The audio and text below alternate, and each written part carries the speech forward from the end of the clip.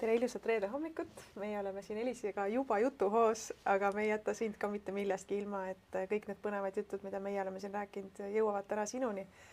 Ja nii tore oleks, kui sa kirjutaksid, et ma lisasin siia kommentaari ka, et kas on midagi sinu jaoks, mida sa oled edasi lükanud oma elus?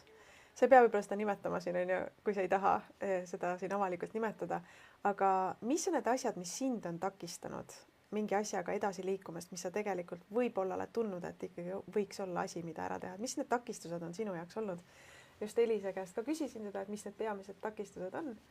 Sa hakkasid rääkima, aga siis meil tuli live peale, aga hakkame järgemööda. Et Elis, kuidas sina selle teemani jõudsid ja räägi natukene endast tutvustuseks?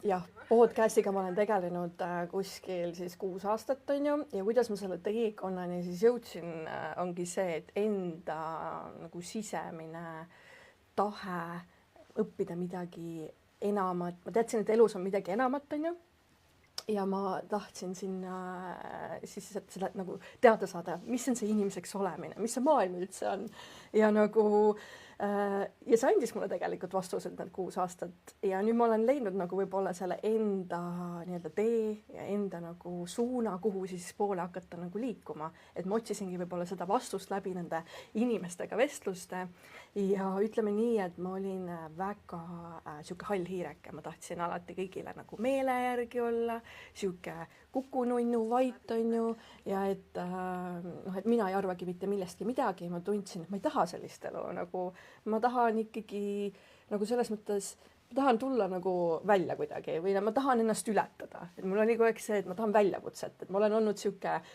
väljakutseta aldis inimene ja üldse nagu sihuke pea ees vette liikuja, et ma tihtipeale võib-olla väga palju ei mõtlegi nendele ohtudele, mis mind võib-olla ümbritsevad, et mis paljudel ju jäävad asjad tegemata tänu ohtudele, et neil on see ohutunnetus suur, aga ma tunnen, et minul vist on need tundlad nagu mingil määral nagu ära võetud. Et siis on mööda maailma üksi ringi rännatud ja see on ka hästi palju nagu kasvatanud inimesena ja teinud nagu enesekindlamaks. Et kui ma podcasti alustasin, siis ma kindlasti olin hästi nagu ebakindel. Ma olin mõnes mõttes katki. Ma mäletan, et ma kuulasin ise podcast'e, mulle endale väga meeldisid podcast'e kuulata just sellise sisemise enesearengu teemadel ja seetõttu ma ise leidsin ka, et tahaks ka, aga siis see kutse tuli läbi selle podcast'i, mida ma kuulasin ja minu sisse tuli nii tugev nagu tõuge energeetiliselt siia kuidagi nagu rinnaku piirkonda, et seal ei olnud nagu teist teed, et ma ei kirjuta sellele inimesele kuidagi, et need asjad saaksid juhtuma saama. Ja siis nii juhtuski, et sain selle saatejuhi positsiooni võimaluse ja siis läkski kõik see tee nii-öelda valla, et ma sain oma häälepaelad lahti, ma olin nagu tõesti kurk nagu niimoodi kähises ja ma niimoodi värisesin ja mulle ei meeldinud oma hääletoon ja see, kuidas ma üldse paistan ekraani pealt on ju. Et nüüd ma olen sellega rahu teinud, nüüd on juba kõik okei. Mul on juba täiesti nagu mõnes mõttes sabi. Ja selles mõttes ongi, et ega see on ka olnud kehaline protsess. Ma olin varem kooli ajal selline, et ma nagu, vaata on mõnikord see, et pead lugema ühe lause kuskilt raamatust, on ju. Siis ma mingi lugesin, minu ees on 8 inimest, on ju, et mina saan siis selle 9. lause, siis ma nagu prepeerin ennast, nagu ette valmistan ette ennast, et ma selle ära perfektselt ikka, et ma ei satuks nagu nii-öelda et ma ei teeks viga, mis see koolisüsteem meile õpetab ja et ma ei satuks häbisse. Ja need olid põhiteemad mu elus nagu ja ma üritasin siis läbi selle podcastinduse ka nagu neid ületada. Ja ma arvangi, et mis meid inimestena nagu väga palju nagu nendest takistustest rääkisime siin ennem just on ju. Ongi see häbitunne ka, et me kardame jääda nagu häbisse, me kardame jääda nagu, et me ei oska ja nii edasi on ju, aga just usaldada ennast ja usaldada sisetunnet. Aga selle kehatööni sa jõudsid siis mitu aastat tagasi ja siis sa oled seda õppinud? Ma hakkasin, kuna oligi nii, et kõigepealt ma alustasin siis kogemusnõustamisega ja ma tahtsin enda loost aru saada, et mis mul seda pinget nagu tekitab, milline on see minu teekond olnud üleüldiselt. Siis sealt ma läksin edasi life coaching ut õppima, siis ma tegin natukene seda, ma tundsin, et midagi on puudu, et ainult see intellektuaalselt inimesega vestlemine, sealt ei saa inimene ikkagi seda täis nagu kogemust või sellist kehalist kogemust, et midagi uut siis endasse registreerida, enda süsteemi nagu. Süsteemi puhul ma mõtlengi lihtsalt siis enda seda, kuidas ma ütlen, kehalist kogemust. Ja siis las ma mõtlen nüüd ja siis ma läksingi, tundsin ennast nii pinges lihtsalt, nii pinges ja siis ma otsisin lahendusi, midagi peab olema veel. Küll ma tegin traumavabastusi, küll ma tegin hingamisi, need olid kõik omal kohal, aga need ei andnud mulle ikkagi seda vastust ja siis ma mingil hetkel üks inimene suunas mind jälle ühe teatud inimeseni, kuidagi need asjad lähevad tavaliselt niimoodi ja näitas mulle, et sellist asja nagu kehapsühhoteraapiat saab õppida ja seal siis ma saingi nagu vastused just selle arenguego poole pealt, kus meil see eluenergia nagu kinni jääb ja teisalt ka siis enda nagu see pingestatus, et miks see minu kehas on olnud. Ehk siis ma tegin enne juba ise väga palju nagu keha psühhoteraapial põhinevaid teraapiat, pluss siis olin juba coaching ut õppinud ja sealt see siis see minu nii-öelda see nišikas, see kehakeskne coaching nagu kuidagi sündis. Et sellisel põhimõtteliselt loomulikul viisil või kuidagi elu viis selleni ja selline autentsus ja iseendast nagu arusaamine ja kuidagi selline eneseareng on alati nagu mu teekonnal olnud nagu nii palju, kui ma ennast tean. Ehk siis sealt see nagu sündis. Näiteks Merike kirjutabki, et olen liiga palju arvestanud teiste inimestega ja mitte oma sisetunnet usaldanud oma otsuste teostamisel. Et olen ise väga spontaanne, aga abikaasa on siis ettevaatlik. Et just, et nagu ennem rääkisime, et mis on need peamised takistused, mis nagu takistavad meid ja kuidas neid ära tunda ja kuidas üldse ära tunda, et nüüd see on õige asi või see on vale asi ja kas üldse nii saab öelda. Ja kui me räägime nüüd kehast. Ja vaata, siin me rääkisime ka sisemisest tundest, on ju, et tegelikult alati see esimene impulss, see esimene mõte on tegelikult õige, on ju. Alati? Ma ütleks küll, jah. Mina olen niimoodi kogenud. Kas naised on intuitiivsemad kui mehed ja kas see on erinev inimese põhiti ka, et näiteks mõni naine tunneb vähem või on impulsiivsem vähem, et kas, või tegelikult mu küsimus, ma jään selle esimese küsimuse juurde, ma panen mitu küsimust kokku, et kas see on alati õige tunne? Ma tahaks teada, kas see on alati õige tunne? No see on trikiga küssa, jah. Minu kogemus on, ma ütleks sulle vastaks jah, aga vaata, seal ongi nagu see, et me trikitame ennast ka ära, me valetame iseendale, meil tulevad need ülemõtlemine, hirmud, meil tuleb selline, kui meil juba on all nagu sihuke ebaturvalisus, siis läbi selle me juba trikitame ennast ära, et kuule, see mõte ei ole ikka õige, vaata. Et seal tuleb vaadata, kas see, mida ma nagu teen või kuhu ma tahan minna, kas see on nüüd lihtsalt see hirm on nagu selle pinnalt, et ma lähen nüüd, mul on hirmutav koht või see on tõesti eluohtlik, vaata. Et nagu need kohad, et mõnes mõttes võis see mulle ka olla nagu egosurm see, et ma lähen nüüd seda podcasti tegema ja tulen nagu välja, vaata. Aga tollel hetkel oli mu sees nagu nii suur nagu elevus, et seda tuleb ka vaadata, et kus kohast see impulss nagu tuleb, et see tunne ka, et kui seal on tugev selline nagu ikkagi elevus sees, siis see on tegelikult õige asi, aga seal on väike see tagasihoitus, vaata, et nagu tahaks, aga nagu on ju, et siis ka positiivne elevus, sa tunned ära, et kui sul on siis mingi mõte tuleb midagi, mis siis nagu sa peaksid tegutsema, on ju, sest mõtteid on meil jookseb tuhandeid läbi, aga sa tunned, et see on midagi niisugust erilist, siis ma tunnen ära, et see õige asi on selle järgi, et mul on elevus, positiivne elevus sees. Ja no, see oli minuga podcasti teemadel väga ja just kui ma nagu hakkasin selle kehakeskse coaching uga tegelema, et siis ma sain nagu hästi palju niisugust positiivset laetud energiat, et sa pead nagu vaatama ka, et see tuleks nagu sulle tagasi, et kui sa teed mingit tegevust ja siis sind üldse ei lae, on ju, siis see ilmselgelt ei ole nagu väga sinu teema selles mõttes.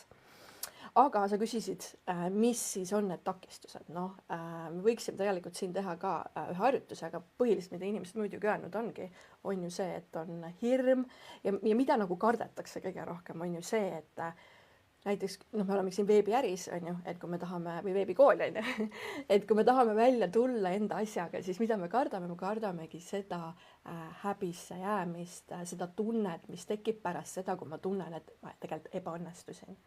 Aga, ja me kardame seda tunnet, et mida see meiega teeb ja kas me suudame selle tundega iseendas olla.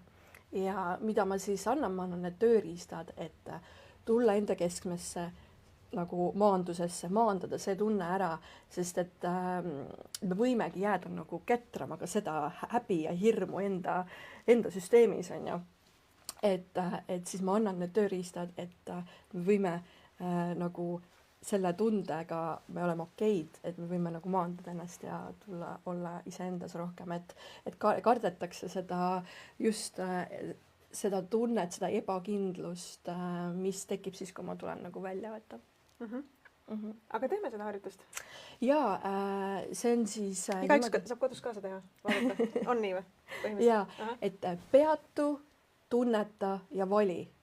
Ehk siis praegu võiksite lihtsalt mõelda sellele, et mingisugune, nagu me siin juba ennem küsisime, mingisugune tegevus, mida te tegelikult tahaksite väga nagu korda saata, teha ja praegu mingit kehalist harjutust ei tee, lihtsalt tunnetage korraks, võtke see hetk ja võite kommentaariumisse siis kirjutada, et mis on need takistused, mis tulevad hetkel esile, kui te nagu olete oma tähelepanuga sellel tegevusel, mida te tahaksite teha praegu.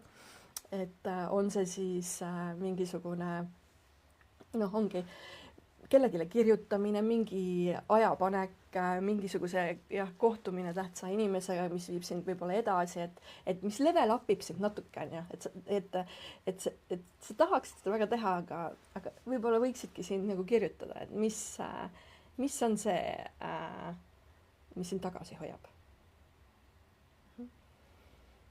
Võtame paar minutit.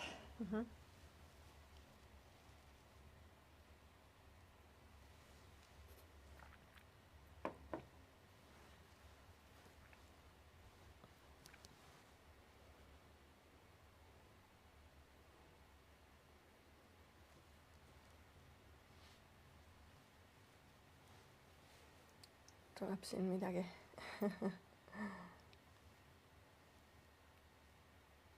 Et mis on see, mis tuleb esimese asjana, esimese impulsina sulle, mis takistab?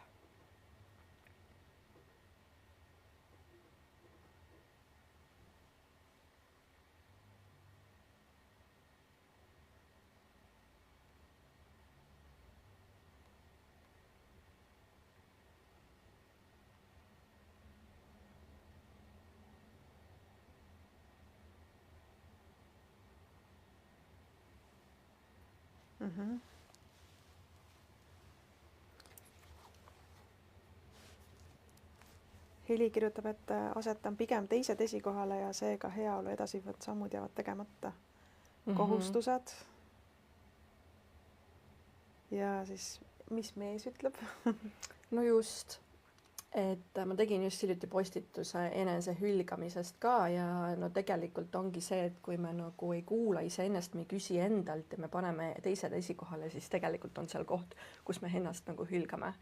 Ja see tekitab ka sellist ebamugavuse tunnet, pinges olekut ja ja siis see sisetunne jääb nagu kuulamata ka, et nagu siis meil ei teki seda ühendust. sa ennem küsisid ka seda, et kas naised on rohkem intuitiivsemad. Jaa, meil on see 6. meel nii-öelda, paljud nagu nimetavad seda niimoodi, on ju, et ta ongi hästi tasa, hästi vaikne, et kas ma suudan iseendaga vaikuses olla niimoodi, et ma kuulan, mida esiteks mu kehaimpulsid mulle ütlevad ja et kui mul tuleb see mõte läbi, et kas ma siis tegutsen ka selles suunas, näiteks nagu selle mingisugune teadmine millegist. Et minul endal on ka olnud nagu, et kui mul näiteks on tulnud mingi tööpakkumine, siis koheselt tegelikult, kui ma selle nagu ära loen, mul kohe tulevad nagu mingisugused teadmised ja nüüd ongi see, et kas me nüüd kuulame või mitte, onju. Ja mul on ikka mitu korda olnud, et ma ju kuula, onju. Ja siis lõpus on teada alles, et miks asjad niimoodi läksid, vaata. Et siis seal tegelikult meil on see tarkus, meil on see kehatarkus olemas, lihtsalt me oleme naistena selles mõttes irdunud enda kehast. Et me oleme nii nagu sellises mehekeskses maailmas siin toimetamas, me ei tohiks ennast jätta tahaplaanile, et just, et küsida pigem nagu just enda kohta ja enda, et mida ma vajan ja mis on minu tahe, mida ma tahan elus korda saata nii-öelda, minu eneseteostus siin on ka oluline küsida, et siin tuli veel vist midagi. Et tuleb meelde mingi veelgi olulisem asi või mõtlen juba ette, et kas ma selle inimesele mingit teenet võlgu pole, et mis ootused tal võivad olla. Ehk siis ikkagi nagu hästi palju, mis praegu on läbi kumanud, on see, et mida teised ja ka kontroll. Me otsime seda kindlust ja tegelikult me otsime seda kindlust väljaspoolt iseennast. Aga tegelikult oleks vaja leida enda sees see kindluse koht, ehk siis jällegi ma tulen selle juurde, et me leiame selle maanduse iseendas, selle kontakti ja loome selle joonduse, et me saaksime ise nagu neid teadmisi enda kehalt, et me läheksime ise nagu ellu ennast looma ja kooskõlas siis iseendaga, mis loobki seda harmoonilist elu, mida me tegelikult ju soovime. Kuidas sellega on, et ikkagi meil on ju ka kohustused, meil on lapsed, meil on pere, meil on mees, meil on töö, meil on vaja raha teenida, meil on materiaalne maailm, me peame arved ära maksma iga kuu. Et kui minu sisetunne ütleb, et ma tahan palile päikese alla ja impulss ja kõik elevus tuleb sisse, et nüüd homme ostan lennukipileti ja lähengi sinna palile 3 kuuks lihtsalt puhkama. Kuidas selle asjaga on siis, et kui ma tõesti näen, et siis järgmine mõte tulevadki sellised praktilised ju on ju takistused, et ma reaalselt ei saa, mis ma siis edasi selle mõttega peaks tegema? No, kas sa leiad nagu mingisuguse lahenduse, on ju, on üks see, et sa leiad mingid võimalused, et sa ikkagi ära teostada, on ju. Noh, inimesed ei taha ju kuskile võlgu ega kellegile jääda, ehk siis nagu ma ei saa ka öelda nüüd, et nüüd teie kindlasti seda, meil tuleb igasuguseid nii-öelda kreisisid mõtteid ka, et noh, mine Aafrikasse ja aita lapsi või noh, mida iganes, on ju, et siis tuleb vaadata natukene realistlikumalt ka, et kas ma saan seda nagu ennast ära teostada. Aga selles mõttes nagu leida ikkagi lahendusi oleks minu see vastus siin, aga ma saan aru su sellest küsimusest, et mis su see point on. Selles mõttes, mida edasi teha, jällegi tunnetada, kus kohas see tuleb, kas see tuleb jälle nagu ego pealt, et ma nüüd tahan või siis, et kas see on minule tõesti ma vajan ja see on mulle vajalik, et kuidas ma leian need ressursid ülesse, et seda teostada. Ehk siis liikuda nagu ikkagi selle tundega selles mõttes edasi, et sa ei pea seda alla suruma ja kohe ütlema ei, vaid just. Hakkad mõtlema, et okei, mängid selle mõttega natukene, et kuidas ma seda siis ikkagi nüüd teha saaksin. Ja. Nii, aga siis lähme selle harjutuse teisele poolele või sul oli veel midagi siin? Praegu vist võib minna.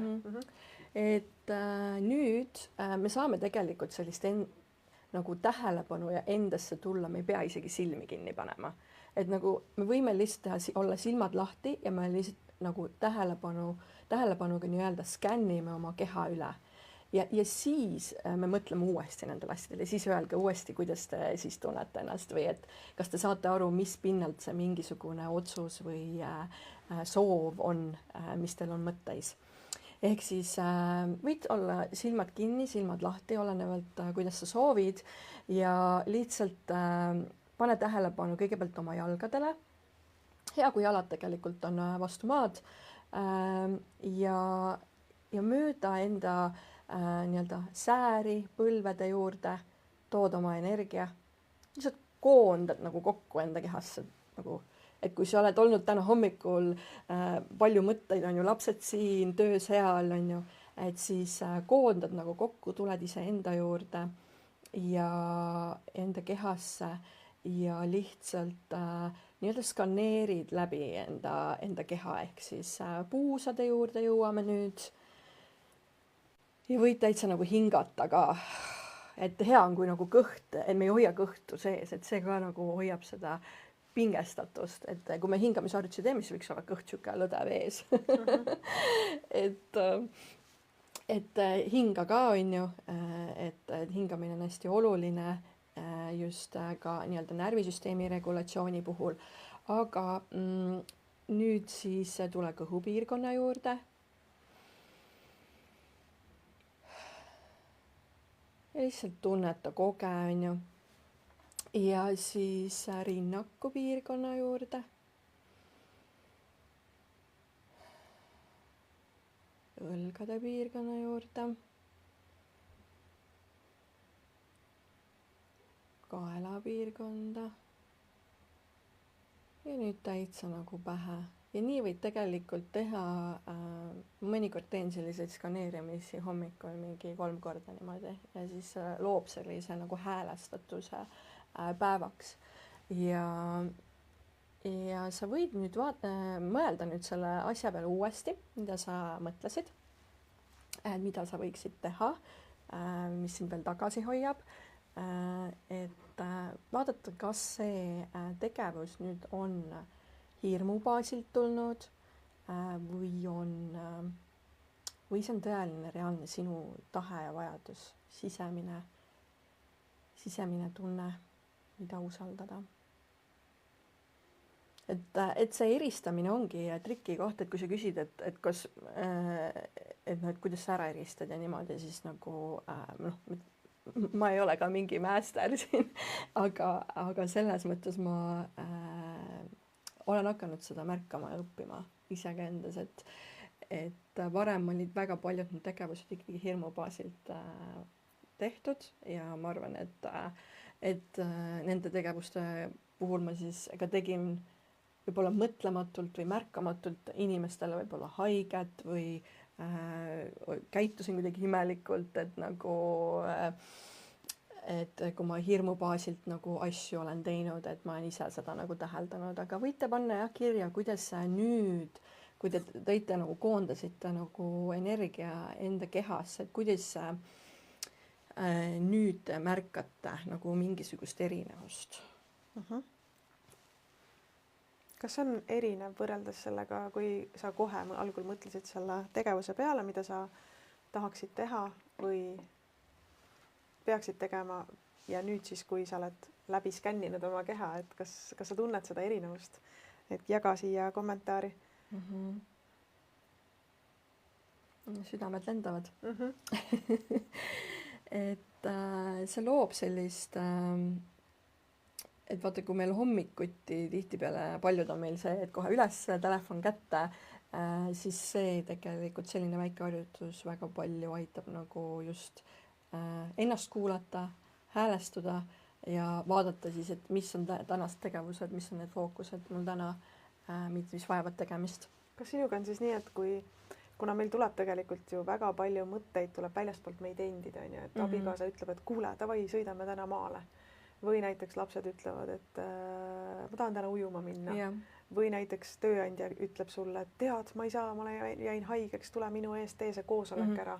Ja nii edasi, et meil on pidevalt selliseid signaale, surveid väljastpoolt tulenevalt, et nüüd ära tunda, kas see on õige asi, mida ma tegema pean kas siis sina teed niimoodi, et oota, ma skännin oma keha läbi ja siis sa tead öelda vastust, et ma jah või ei või kuidas see käib siis, kui tuleb väljastpoolt see tead, tegevuse surve? vaata, kui sa praegu tõid selle, et tule minuga kaasa sinna, siis mul kuidagi kõhutundest tekib see impulss ja ma saan kohe aru, et kas see on nüüd mulle või ma pigem täna valin mitte minna, isegi siis, kui see teine inimene nagu reageerib sellele halvasti.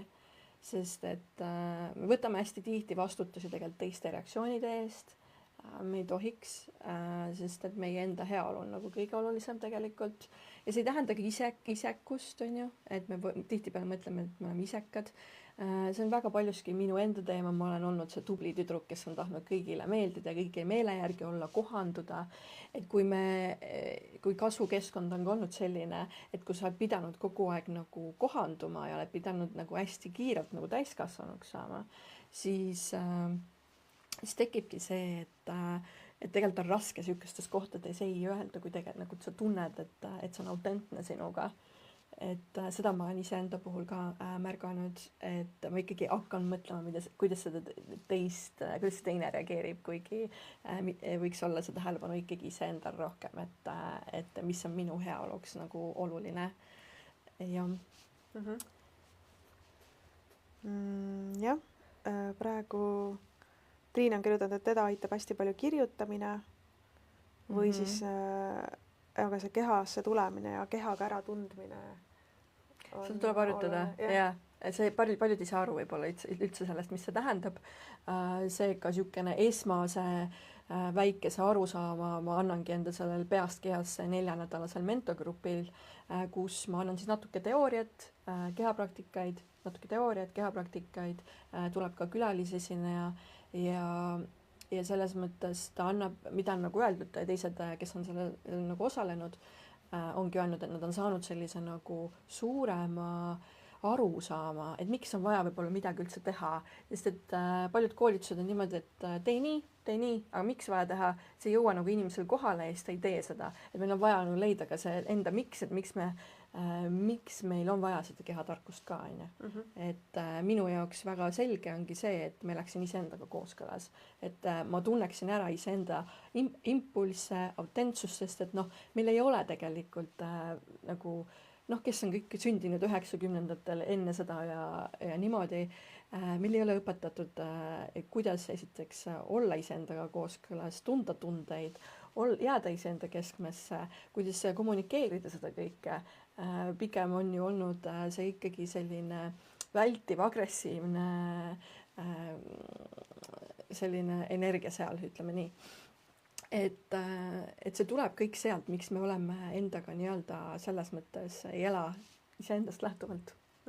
Ja neid ma tunnen, et sellist asja, kui mina olin selles mõttes nii-öelda lost, siis mina vajasin sellist asja, et keegi räägiks just nendel teemadel ja ei oleks ka üüberspirituaalne, sest et mingil hetkel oma podcast'iga ka liikusin hästi nagu spirituaalses kontingendis aga ma tundsin, et täna ma olen üldse nagu rohkem ka veebiärist ja ettevõtlusest huvitatud, et podcast'id ka võib-olla see formaat nüüd nagu natuke muutub mul, aga sellegipoolest endiselt mulle meeldib erinevaid inimesi kuulata, millised on nende mõttemaailm, see nii palju nagu avardab mind ka inimesena ja rikastab, et see on pannud mõistma kuivõrd erinevad me oleme tegelikult, aga ka kui sarmad vajadused meil on selles mõttes. Jah. Ja sul hakkab siis 4-nädalane programm nii-öelda hakkab pihta juba nüüd varsti? Jah, 5. mail nüüd on aega veel tegelikult registreeruda, kes tahab minuga tegelikult selguskõnesid broneerida, see on ka võimalik, võin selle lingi pärast teile ka anda, et kas see programm on sulle, vaatame, kus sa oled, kas see oleks samm edasi, kus sa nagu, et sa tahaksid endas nagu nii-öelda rohkem selgusele ja endas rohkem ka nii-öelda rahulolu saavutada, sest et paljud mu nii-öelda ka inimesed, kes minu juurde jõuavad, ongi nii-öelda nad ütlevad ise, et nad on kontrollifriigid, ülemõtlejad, nad ei luba seda naiselikkust iseendale. Ja et seal on nagu palju juba tagataustal seda naiseks kujunemise lugu ja me vaatame seda ka, et kui me üks-ühele tööd teeme. Aga mis ma tahtsin veel öelda, et see kõik põhinebki siis ka kehapsühhoteraapia ja somaatilise nagu lähenemisega. Et mulle see meeldib, sellepärast et see ei ole nagu kuskilt nii-öelda õhust võetud, vaid seal on tegelikult ka teaduslikku tõestatud see kõik, et me oleme nii-öelda transpersonaalne olend siin maailmas ja Co-Revolution on üks õpe, kus ma siis õpin ja mida ma siis lõpetan juunikuus nüüd, et siis ma hakkan ka nagu rohkem võib-olla teraapia seansse võtma vastu ja see inimene on doktorant, Californiast pärit, käib vahepeal Eestis tegemas siis mooduleid ja ta on teinud siis just selle nagu kehatööl ja kuidas need erektsioonimustrid ka meis nagu väljenduvad kehaliselt, on teinud teadusliku töö, et see ei ole jah, niisama udujutt ka. Väga äge. Väga äge. Ma usun, et see väike harjutus, mis sa siin kaasa said teha, seda siis nagu sina teed iga päev, on ju. Yeah. Et see on hea asi, mida ka kaasa võtta ja mina tundsin küll, et kui me nii-öelda keha läbi siin skännisime, et tegelikult tekkis siuke rahu ja kindlus. Ja nagu kadus ära kõik selline virvarr, mis maailmas nii tegelikult tihti meid koormab. Yeah. No me olemegi üle stimuleeritud, on ju, et praegu on nii-öelda AI ajastu ka, et siis ongi, et me oleme, tuleb infot siit, reklaam siit, vupsab siit, on ju, igal pool on nagu siukene, et siis mina näen, et seda kehatööd on nagu hästi vaja, eriti naistel. Jah, nii et sa saad sellega siis iseseisvalt jätkata, nii et mõnusat rahulikku iseendas olemise päeva jätku sulle. Loodan, et see hommikune harjutus aitas sind selles osas kaasa. Aitäh, Eliis, et aitäh sulle ka, et sa kutsusid. Nii äge, ma olen sind varem ka jälginud, nii et nii äge, et kutsusid siia. Ja saame Eesti väike, saame igasuguseid koostöösid omavahel teha ja mõnusat reedet ja nädalavahetust ja uute kohtumisteni. Tšau!